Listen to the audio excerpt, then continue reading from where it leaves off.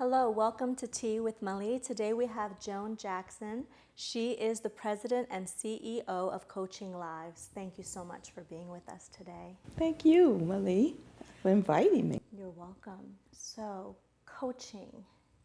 How natural does that sound to you? You're here and you have a whistle on your dress.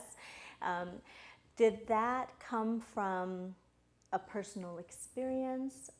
Did you decide to become a coach because someone inspired you to become a coach? Did you fall into it? What's the backstory behind choosing coaching as your career? Oh my goodness, it's totally, I fell into it.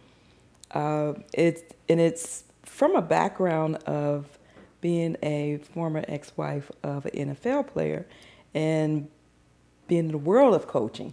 I mean, having coaches all over the field and pretty much in our life for about 14 years. But how I fell into life coaching was on the heels of my divorce. And I went through a high-profile divorce, but I also had someone call me because they were going through a divorce. And I didn't understand why would they call me. And it was another football player that recommended that this lady call me because she had served papers. And she lived, I guess, about 10 miles away from my home. And I started talking to her, and we talked for about 8 weeks. And she suggested, Joan, you need to do a job, something pertaining to helping people. Because I went to therapists, I went to, psychologists, people to help me with my marriage and with me being so upset. And here you just had a conversation with me for 8 weeks. So we did some research and we found life coaching. And I said, I'm going to try it. So I went and got certified, and that's how everything got started. Yeah, I mean, it was a story that I just never, would have dreamed that would came up in my life. But it was on the heels of me being so passionate about helping other people. Yeah. So separation and divorce is your area of focus of life coaching, and I want to specify that because we do have so many areas in people's lives where they need support. Depends on the phase of their life, depends on, sometimes age. Sometimes age doesn't have anything to do with it, really. It's more about, life experiences, right? So when you go out there now and you tell people that you focus on separation and divorce and that's where you coach people, what's the immediate reaction to some people when you say that at a networking event? I want to get away. I don't want to be right near her. And, it's funny because they have this smirk on their face like, are you pro-divorce? Are you really having people, you're encouraging people to get a divorce? I'm like, no, I'm not encouraging people. I actually am so passionate about helping people through the hurt and pain of divorce. And I had myself, when I was going through my divorce, I probably would have got through it a lot sooner and a lot less, hurt and pain. Why do you put yourself through this? Because coaching other people through their separation and divorce actually means you have to tap into your experiences again to offer true empathy, to be in a place where you can draw upon these emotions and relate back and basically bring some insights on what you might have done differently or what you did really well. Why would you relive that over and over again? Why do you do it? I guess it's not the question why. I just feel compelled that I have to. Because once I shared that story with one of my clients and I seen the transformation that they went through, that's when I was like, I have to be transparent.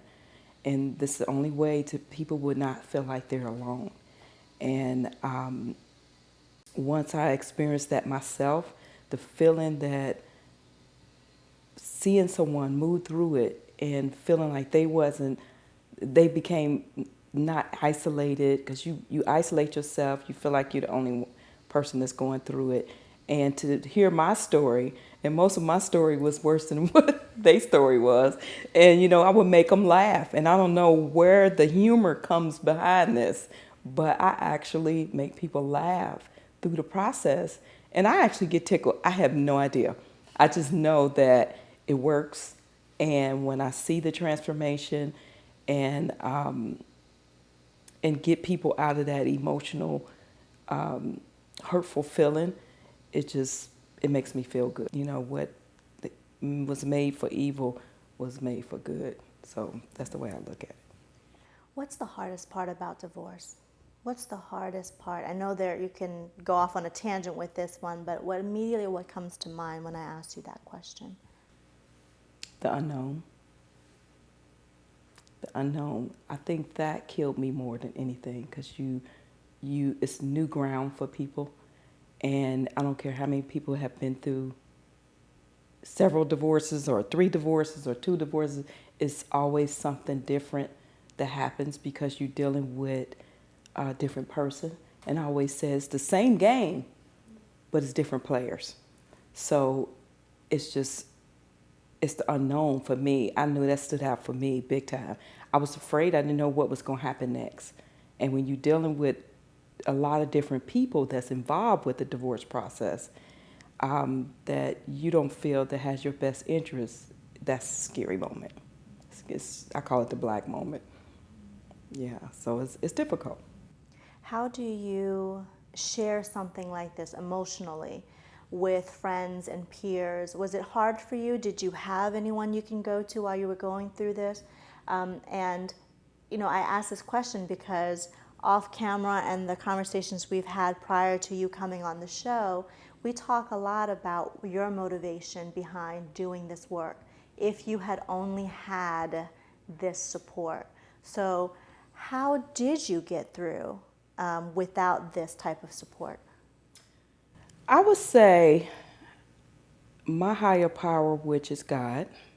If I didn't have God in my life and really believing that it was somebody that I could depend on much bigger than an actual person that's right there with me. And my mom was a big part. My mom was so gracious with it, and she was mutual. She wasn't like ragging him out or anything like that, but she'd been through a divorce before, so she was comforting. But it's tough to talk to friends and family, and I teach people that, coach people that in my business, because they're as emotional as you are. So sometimes they would give you information that you really probably shouldn't process. And I mean, I laugh about it because it's some real stuff. So that's why I feel so passionate about what I do, because I'm, you know, non-judgmental, and I'm objective. You know, I'm not emotionally involved. You're a mom. How in the world do you tell your children that their whole life is about to change because you're making this decision?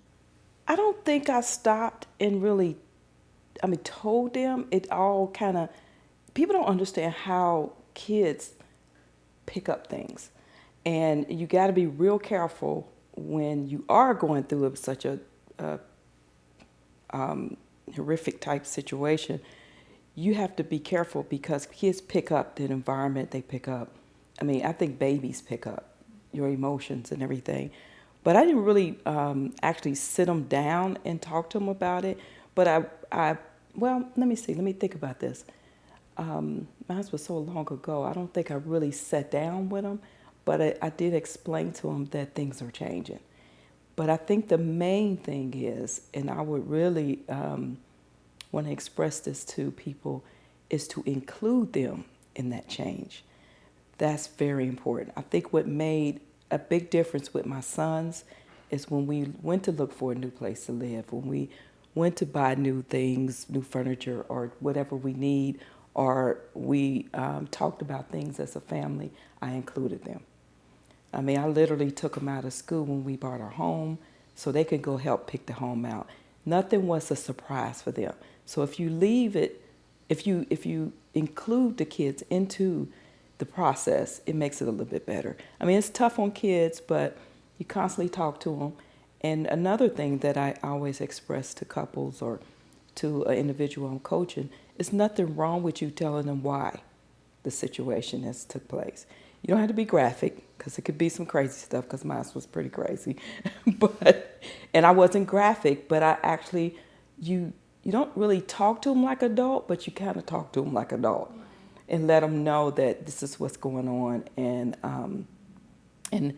me sharing that information to a lot of ball players and their families, it really, really, I seen my work take place, because when people don't tell a kid, here's what they do.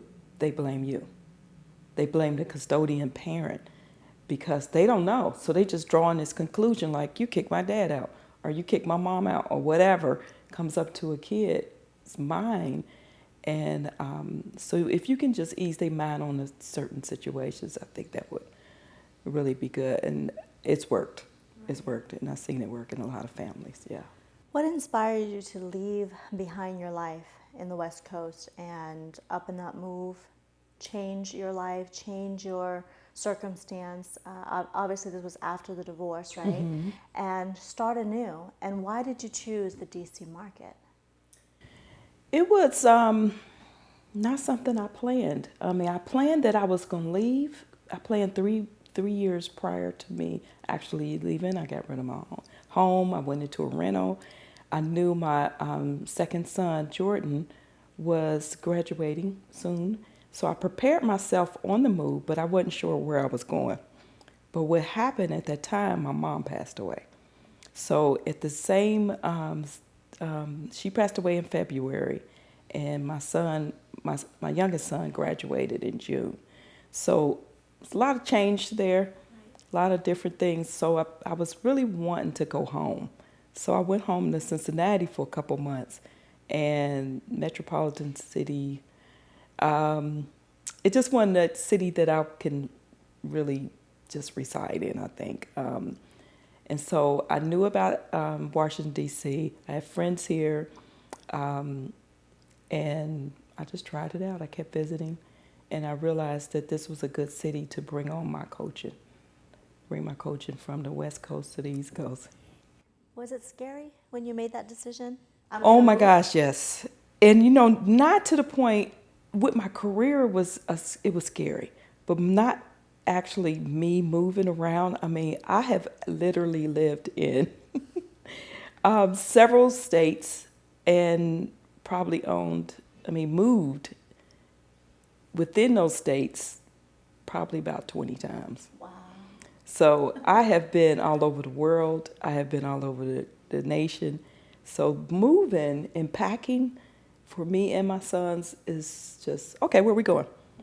Mm-hmm. Okay, which way? Transitioning is pretty easy in terms of geographically. Yes. So how did that impact your business? Let's talk a little bit about your business. You started the coaching practice back on the West Coast, and bringing it here, did you have to make some major changes, or was it really just being able to bring your book of business, do some things across the country through the wire, through the internet, or really did you have to have a fresh start, blank canvas?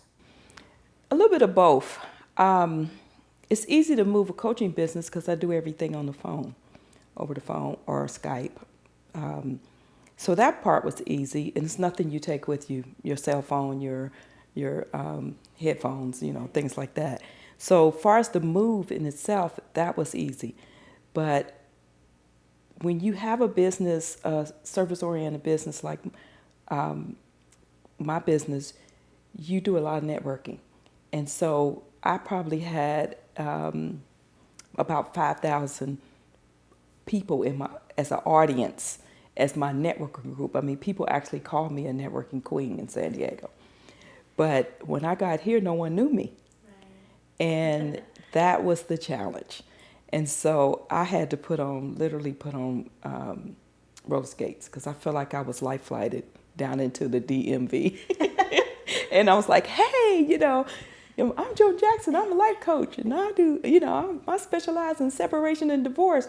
And people like, okay, where does this lady come from? So that was my challenge and then actually what you asked me before, divorce, That was the big D word. Everybody was scared. Like, oh my gosh, people would say, well, I'm not getting a divorce. My marriage is doing well. Just things like that. And I would say, well, that's wonderful. I'm so glad that your marriage is doing well. But let me tell you this. I know you know someone who may be going through that possibly considering divorce. It's like 53% of divorces in the United States. And not that I'm not a pro-divorce person, but my heart is to really help you move through the process with dignity, strength, and results.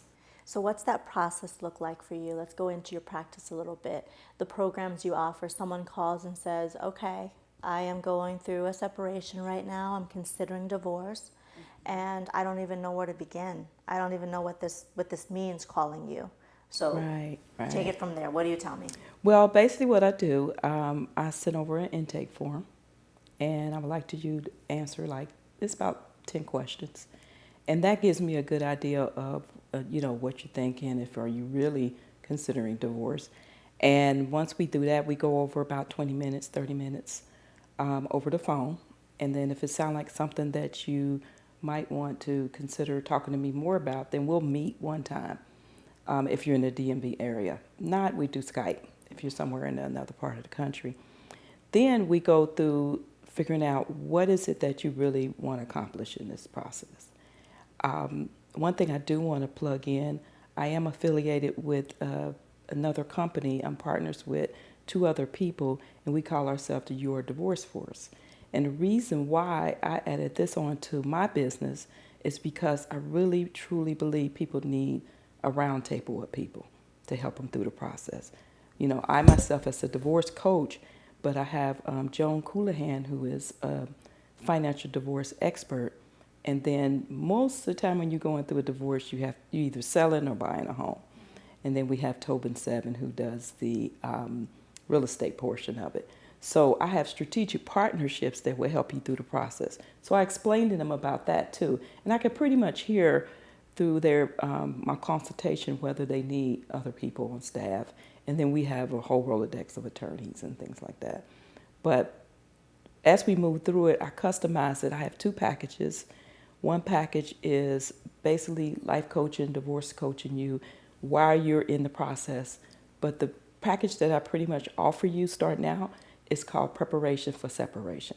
So I'm preparing you, I myself and Joan, she's doing the financial analysis of everything, and we're preparing you to move through the process. And it is a process. It's an 8-week package that we do, and you would be able to move forward with attorney or mediator, whoever you choose, to without the emotions, because we go deep into figuring out what is it that is really, what's your fears in the process.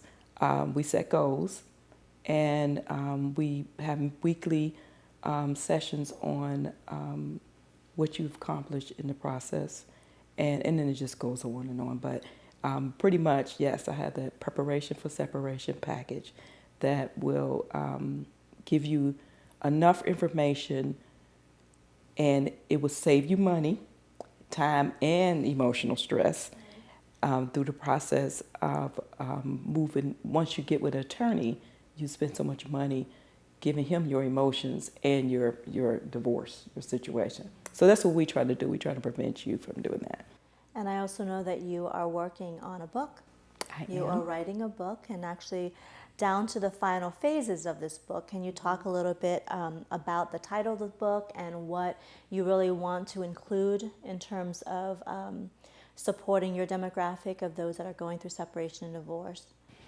Yeah, I just kind of want you to be someone who may be sitting in the airport and you considering divorce, and you kind of look over at the newsstand or whatever and you see, end zone of divorce. And in this winning strategies to help you through that hurt and pain. And I think people need to, and it's a lot of stuff out there on the internet, I know, I'm sure, but to really get someone who actually been through it, and to have a book, a handbook of tips to kind of remind you of things that you're about to face, for you won't have to deal with the unknown. So I call it end zone of divorce because I want you to score. I want you to score. I want you to do a touchdown in that end zone and come out with your dignity. Because a lot of times you're so crushed and you deal with that recovery part where you walk around and you have this loss as if it was a death. So in the book, I'm going to have some stories of other people, tips, and just some real life situations. And I'm hoping that after you read this, you would feel a little bit more comfortable in going through the process.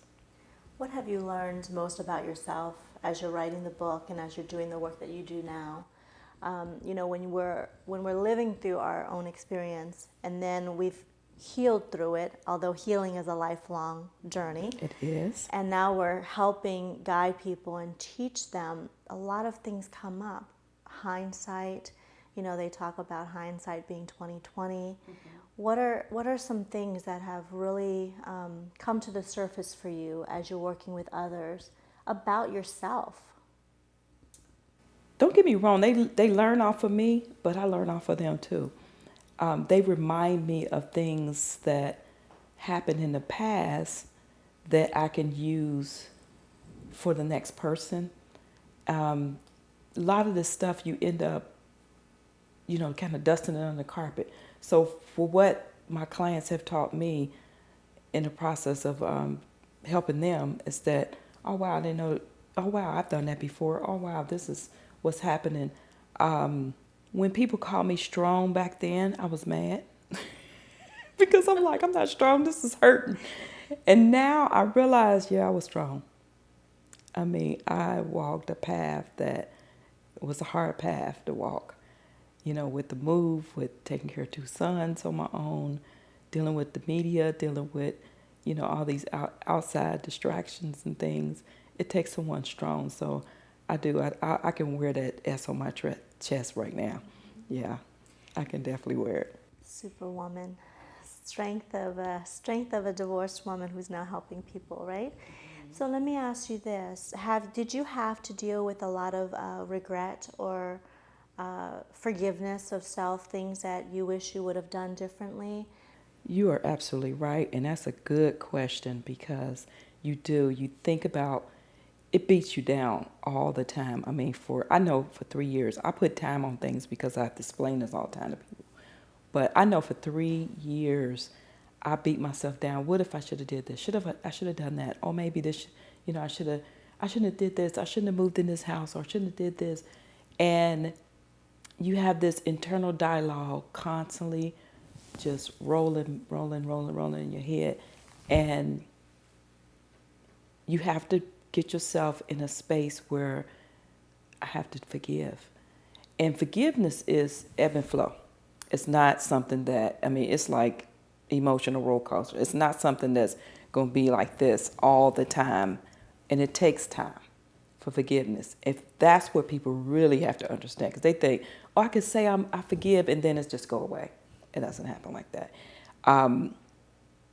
So I think forgiveness is a big key to it. But you have to do some self-development.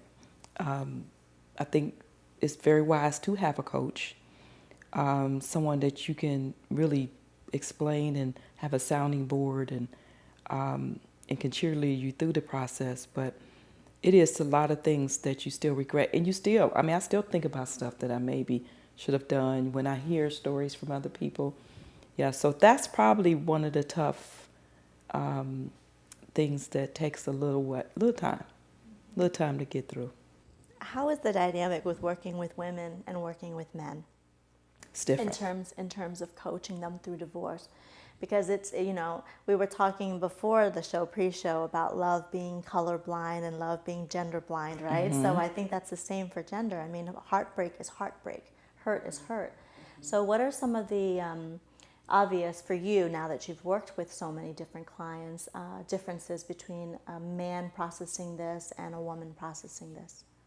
The hurt is the same, but you're right. It's a gender piece in there because men are not as emotional as us. They don't wear the emotions on their sleeve like we do. And we're more we really want to sit down and lay it out on the table. And they're holding it back. So it's a challenge. It took me, I was working with a guy who was going through a divorce. It took 6 months of him to actually let it go. He talked about everything else under the sun than what actually was going on. And I kept just, asking him questions and trying to get it to come up out of him.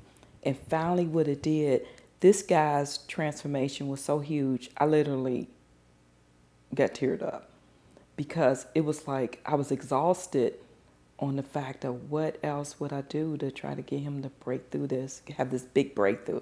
And when he did, it was awesome, awesome, awesome. But yeah, sometimes men, they don't feel it's necessary to share.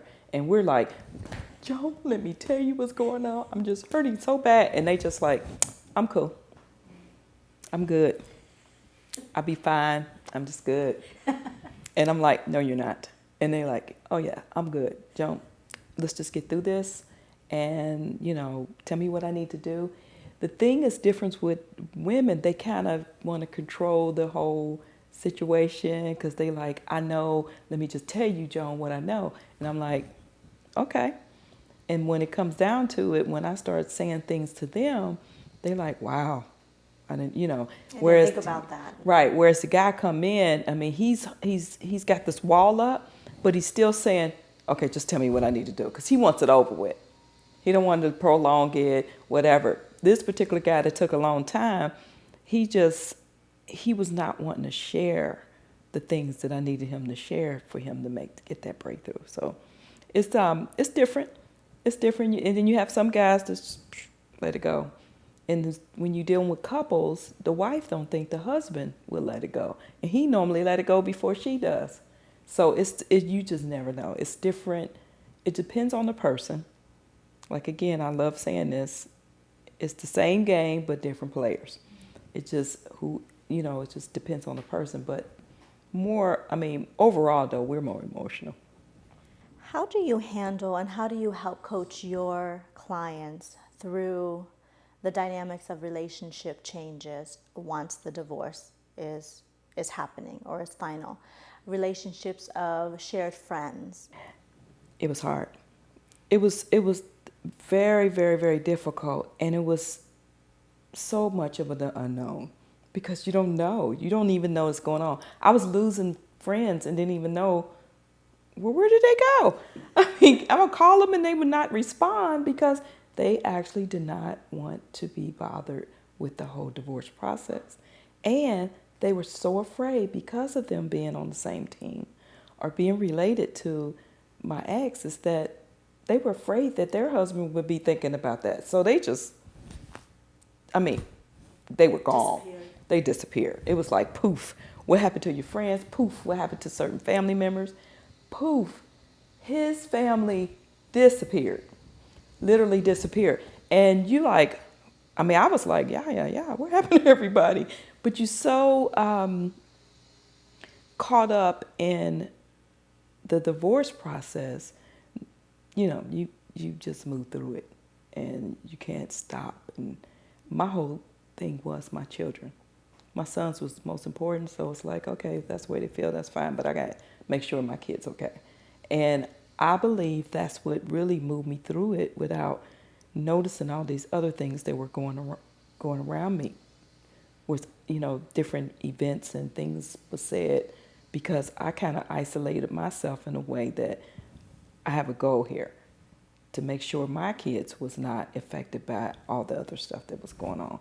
So I say that for people to really, you have to concentrate on what's the goal. What is the goal? What is it that you want to do to make sure that your family's okay?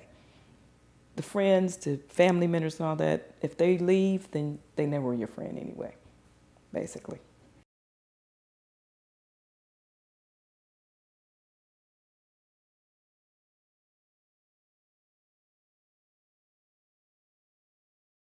Yes.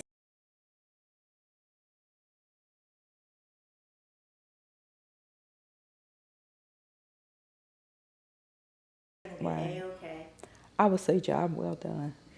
They was all the work and the time. And I thank God for the time that I had with them, because a lot of people don't get to do what I had to do, what I was able to do. A lot of women have to get out there and work, like really work, to keep things going. And that's one thing I was blessed, that I didn't have to. I worked in the home, so the time that I put in them and the energy, and I was actually life coaching them at one time, and it's paid off. I see these dudes, they just phenomenal. I think motherhood is life coaching. I think that's going to happen for the rest of your life with your boys. Yes, absolutely. And they laugh about it, but they listen. It's funny, because I'm like, they actually listen to me, and they're like, Mom, I did this. Yeah, this is what I do. And my oldest is now here in DC with me for a little bit, and he's learning a lot. He's really getting into my business and helping me with certain things. Really proud of Mama. Yeah. Yeah, so it's like it pays it forward. They get older and they start thinking about, well, what can I do to help you? Or so it's wonderful. I mean, it was a gift. That was my gift throughout this whole thing. So now Washington, D.C., has it become your home yet? Do you feel more connected to the community and the people here? Yes. I love this place. I love the energy. People doing things. People are excited about their businesses, and it's just a lot of movement around here, and the culture is awesome. So there's a lot of things to do, entertainment-wise. Networking was different for me. That was very different, totally different world from the California world.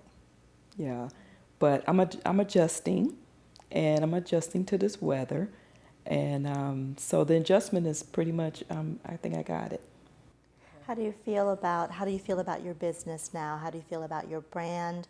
I know that everything is a work in progress, making tweaks here and there, but do you feel that you are truly in alignment with what you're meant to do now that you focus on separation and divorce? That's your thing. Absolutely. That's where you That want to is my continue. thing. That my lead is my thing. I love it. I'm in love with my business. I mean, I've never thought I would reach this point, because I was not one to claim that divorce piece. Somehow I did not want to bring it on. And then something happened, and I said, this is it. And I am so glad I made that move, because I'm being able to really help people who are really hurting. I want to bring this up because I think this is also very important. Friendships. We talked a little bit about, you looked around and your friends were gone.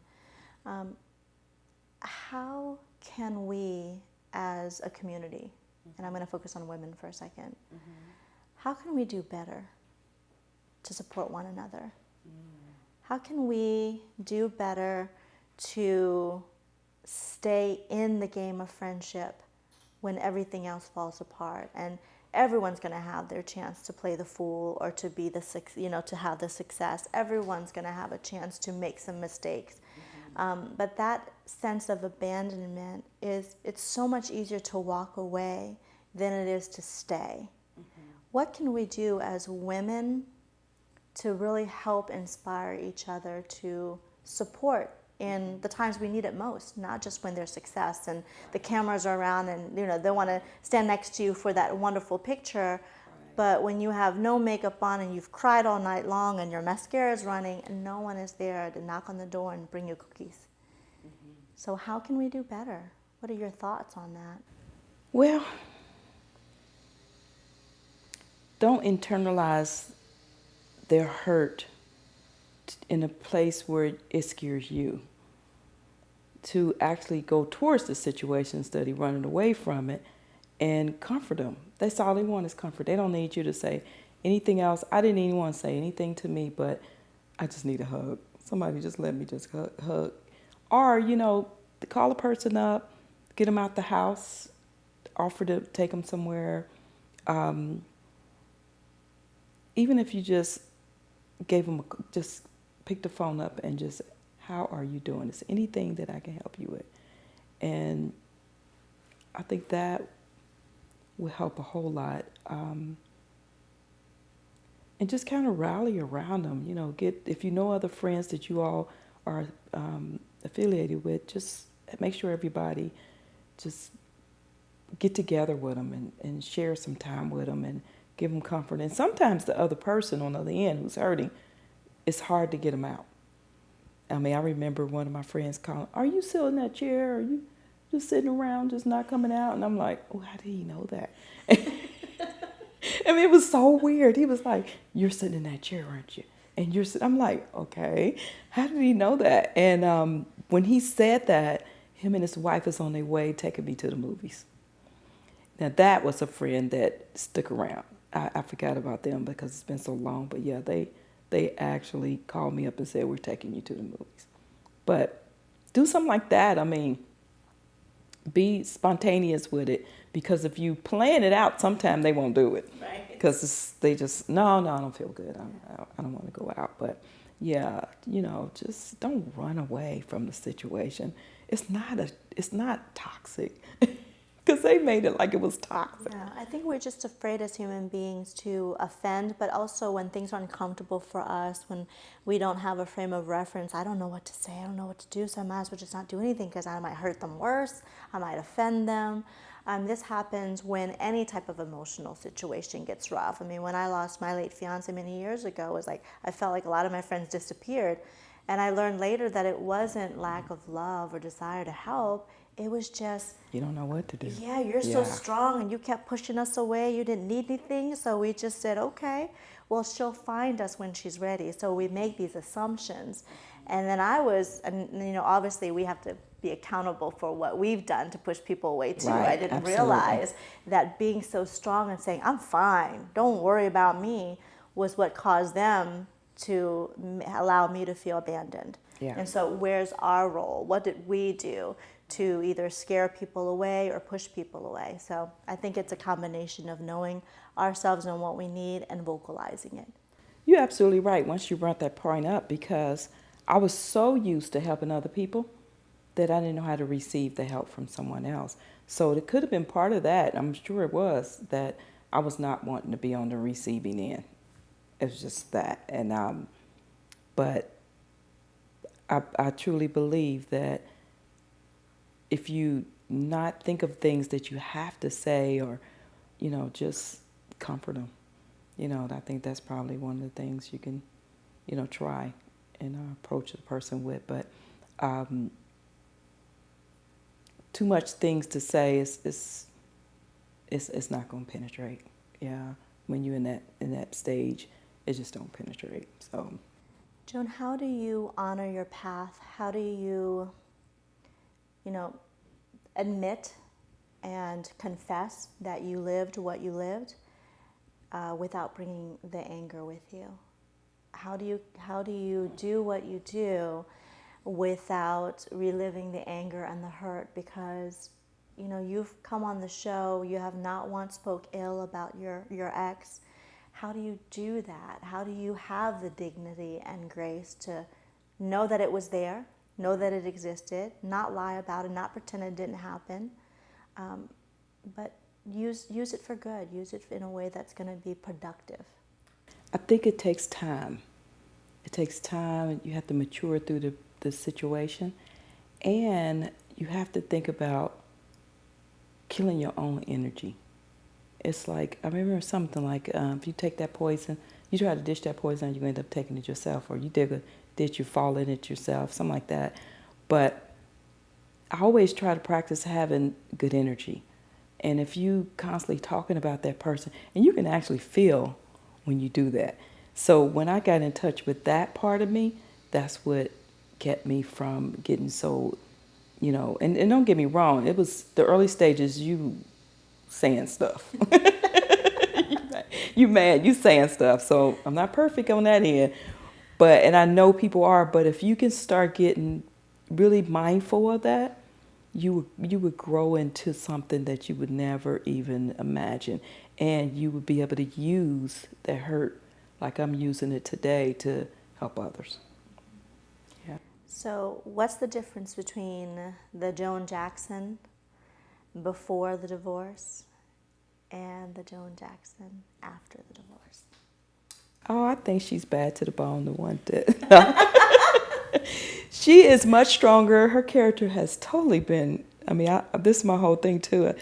I traded diamonds for deliverance and character, for cars for character. The person I am today, you just couldn't put price on it. It just couldn't put price on the peace that I have right now, and opposed to being in a lifestyle of such fame and fortune and lights and cameras and things. Now it's me. It's me doing me, than me doing for someone else and pushing someone else through the process. So I'm pushing myself through the process right now. That's brilliant. What did you enjoy though? When there's always pros and cons to always Absolutely. beauty and pain and everything. When you were living in that lifestyle, what did you enjoy most about that fairy tale when it lasted? I learned. I was international. I was ambassador of an NFL team. I went all over the world. I experienced a lot. My kids was able to experience a lot. The exposure of just learning people and meeting so many people from all walks of life, that was huge to me. When I look back on that, sometimes you forget, but it was huge. And I think maybe the number one thing is the philanthropist work. I was able to change people's lives. Literally, we gave someone a home on Christmas Day through the Habitat Humanity. We sent kids to college with computers and scholarships, and we walked through JCPenney's and was able to clothe kids. Stuff like that was just. I was just doing my professional vitae the other day, and I couldn't even believe it myself. I look back on all the stuff, but it was all being able to help others, and so basically that's me. That's what I like doing, is helping others.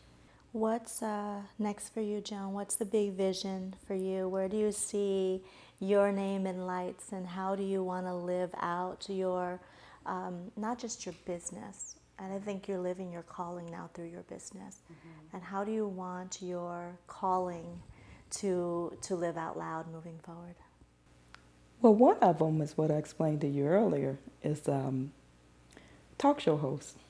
It's being able to have people share their actual stories through a separation or divorce, and being able to heal people who are watching the program and let them know that they're not alone, and it's okay.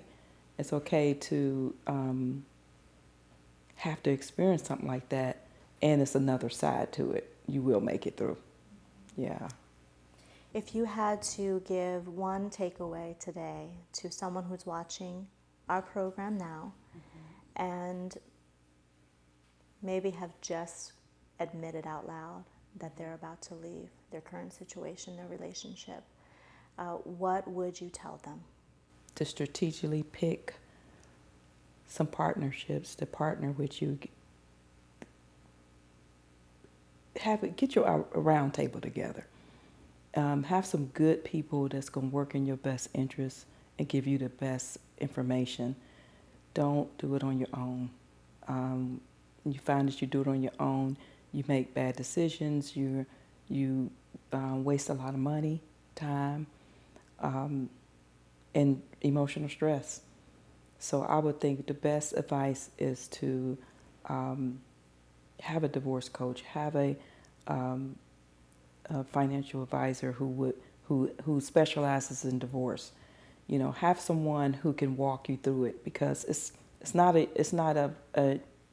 university out there that would give you a degree in this. You just have to be with someone who knows what they had experience in it. Yeah.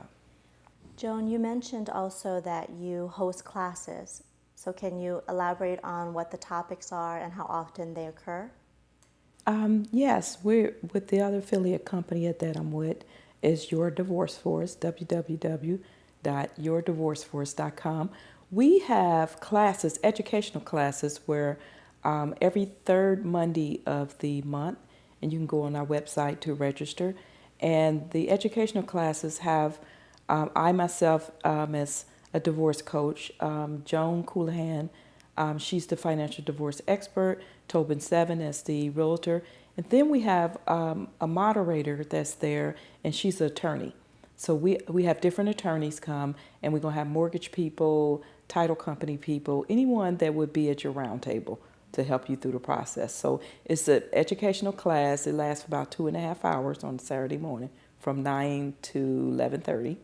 And it will help you move through the process, and then you can either use us or, contact other people. How do you go out marketing this? I mean, do you just go out there and put flyers out and say, "Hey, divorce people," or how do you attract the right people for such a program? Yes, different. We market to all the attorneys in the DMV, Got it. therapists, financial advisors, people who are around that round table. Is our strategic partnerships, and we do TV. We're doing TV. We're doing. We have articles out in all the newspapers around the area. We send out mailings, snail mail, email blasts. I mean, we're all over the place right now. But it's important because, as you were talking about a force, right? Collaboration and strategic partners, that shared network is so critical. And we really, in the DC market, have that ability because everyone is so interconnected. And I just really like the concept of putting all of our networks together and being able to share our area of expertise. So thank you for doing that. Thank you also for including all the different strategic partners as collaborators versus competition. Absolutely. And there's enough room and enough people to support in this world for that. So, well, where can we find information about you?